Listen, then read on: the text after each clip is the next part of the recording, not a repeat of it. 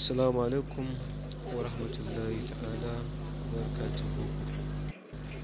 ‘Yan uwa, zan yi bayani ne kan rayuwar mafarki, wadda da yawa mutane kan samu kansu cikinta.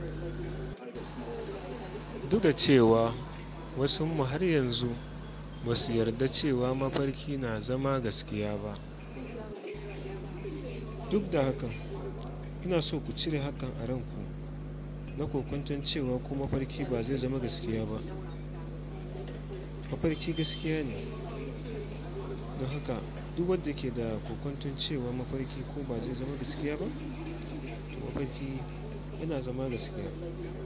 Amma kuwa ku sani, akwai mafarki wadda ke da fassara, akwai wadda kuma ba shi da fassara. Amma yanzu zan yi muku bayani ne akan ingancin mafarki da yiwuwar mafarki. Don haka ku lura. To, amma abin lura shine annabawa sun yi mafarkai, mafarkin nasu ya zama gaskiya. Amma ina so ‘yan uwa mu gane wannan mafarki wani hanya ce da Allah yake sanar da bawansa wani al'amari na rayuwa mai zuwa ko wadda yake ciki.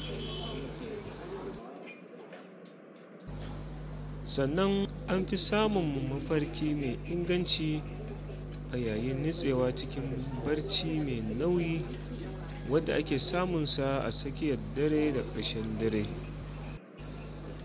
Sannan ‘yan uwa, sai a kula da ladubban kwanciya.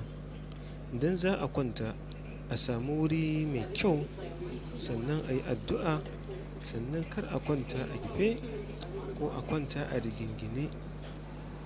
A kwanta da ɓarin dama shine mafi inganci kwanciya. Zan dakata haka, sai a shirin gaba zan kawo muku bayanin yadda ake samun mugayen mafarkai wadda suke saka firgita a cikin bacci, da yadda za a magance su. Amma kamun nan, ku danna subscribe don samun fassarar mafarki daban-daban a wannan channel namu na fassarar mafarki.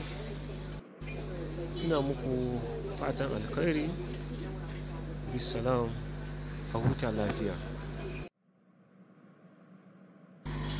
Mun gode malam da wannan bayani da kai mana. Na kuma yi subscribe, zan kuma yi sharing na wannan bidiyo zuwa kafafen sada zumunta don 'yan uwa waɗanda suke da bukatan ƙarin bayani game da mafarki ko su san menene ake nufi da mafarki, su ma su karu. To, 'yan uwa masu kallon mu ko mai kallon mu, wannan shine channel na fassara mafarki ga waɗanda suke da bukatan a fassara musu mafarki. To, idan kuka kasance da mu, za ku samu fassarori da dama waɗanda za mu dinga kawo su kai tsaye.